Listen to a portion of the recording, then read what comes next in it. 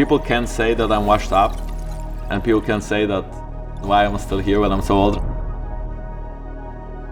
But fans can say whatever the they want.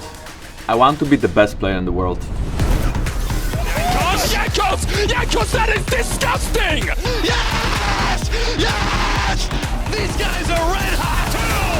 Ladies and gentlemen, the first Blood King brings 3 Bloods into the top lane!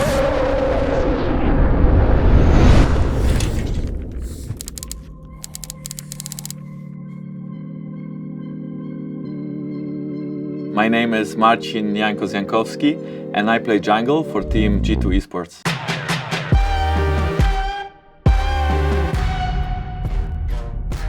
To describe Jankos, you need to know 2 things. Number 1, he is the undisputed best jungler that Europe has ever produced. And number 2, he is one of the most infectiously positive and intense individuals that you'll ever meet.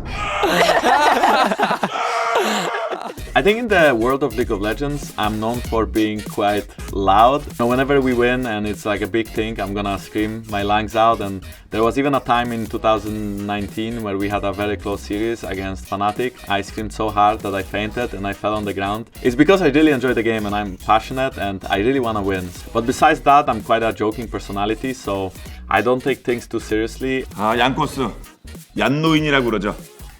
LEC에서 가장 많은 플레이를 한 선수. I'm quite old for a League of Legends player, so a lot of people call me the grandpa. 얀코스의 손끝에서 얼마나 많은 팀들이 패전을 지어줬겠습니까? 그 선수가 지금도 지치지 않고 SK 팬들은 얀코스를 엄청 좋아합니다.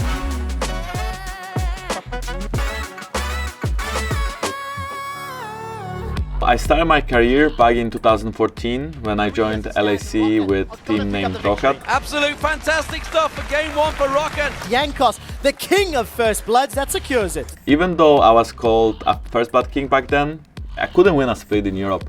I think back then my mechanics were quite on point with other junglers, but I lacked experience and brain.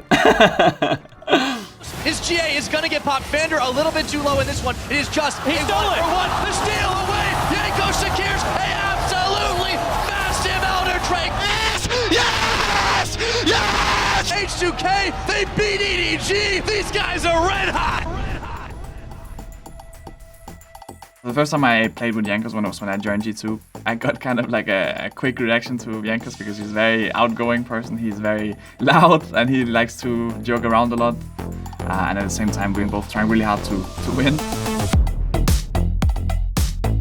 I was always trying my hardest to win, but I felt like I didn't have anyone around me to guide me in a way to become a better person and a better player. And that's why when I joined G2 in 2018, I really value Perk's input in my growth as a player. Something magical happened under the G2 banner.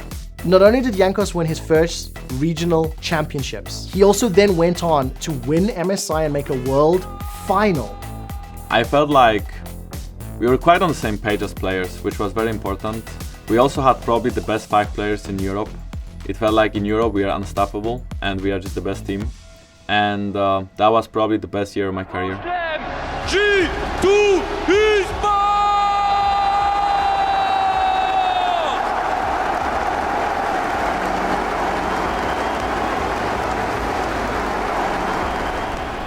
In 2021, Perks left the team and we got Reckless as our new player.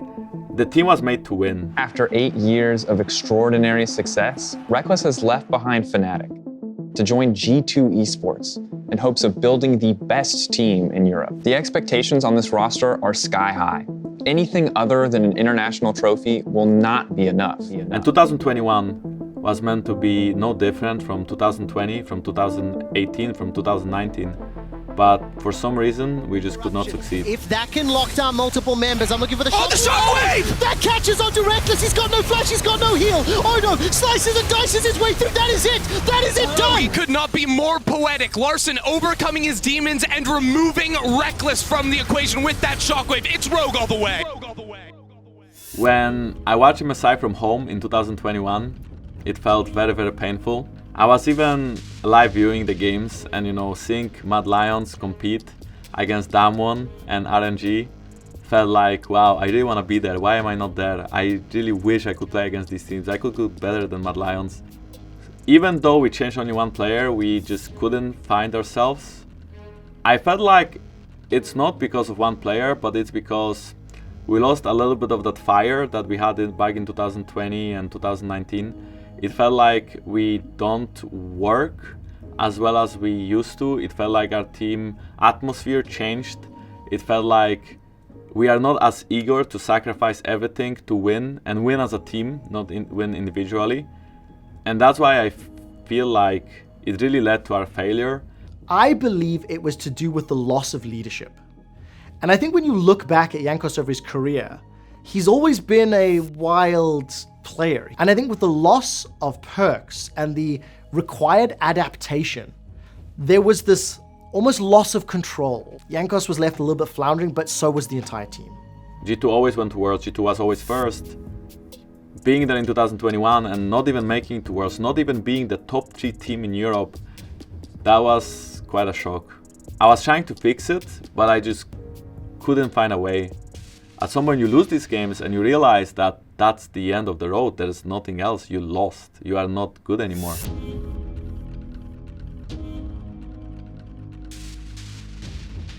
The old roster, the old players, we had to split up a little bit to reach within ourselves and reach for that fire that we had, that fire that keeps you going, that fire that makes you hungry to be the best.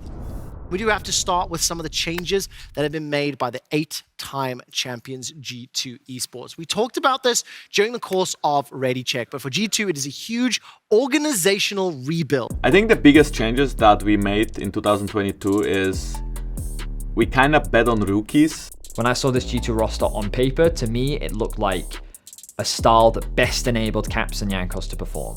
The veterans that require flexibility, the freedom. For them to succeed, they need to have fun playing the game.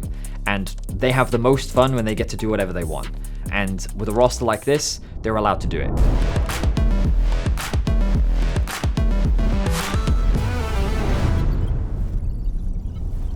At the beginning, I was pretty shocked because all I knew from him, it was like his streams.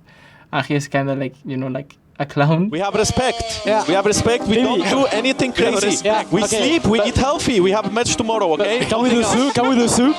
Not that. I mean, you can, but don't be too loud. Okay.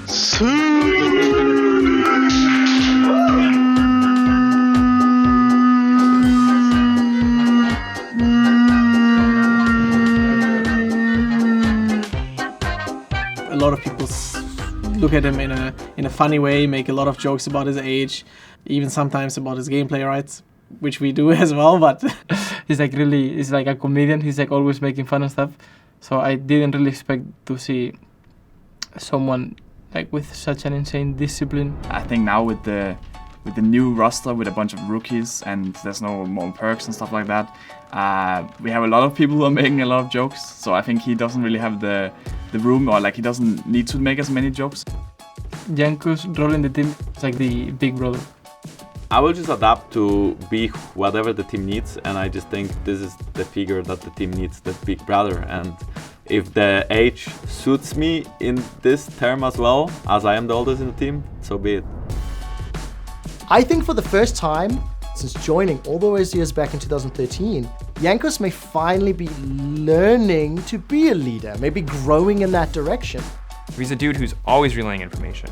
He is an infinite source of positivity, a catalyst for camaraderie.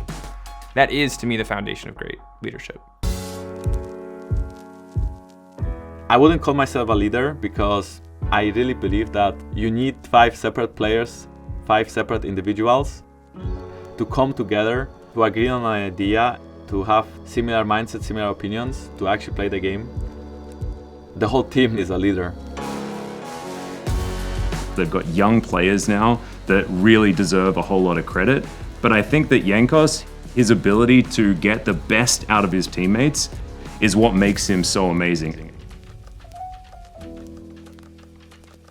Adding the new players did bring back the fire. I feel like me and Caps are performing very, very well again, and I feel like all of the rookies bring so many good ideas. The death from below is enough, and the death of Rogue is written in stone. G2 claim! This entire season for me initially looked like a gamble. And when I look back at it now, I almost feel stupid for doubting them. I've been through a lot of criticism throughout my career, and I feel like what really matters for me, what keeps me going, is I want to be the best player in the world. That's why I'm not retired yet. As long as my team can trust me and my team believes that I'm a good player, I will keep it going. You know, just because I'm 26, it doesn't mean that I'm boosted. I want to reach for that fire that keeps you going, that fire that makes you hungry to be the best. But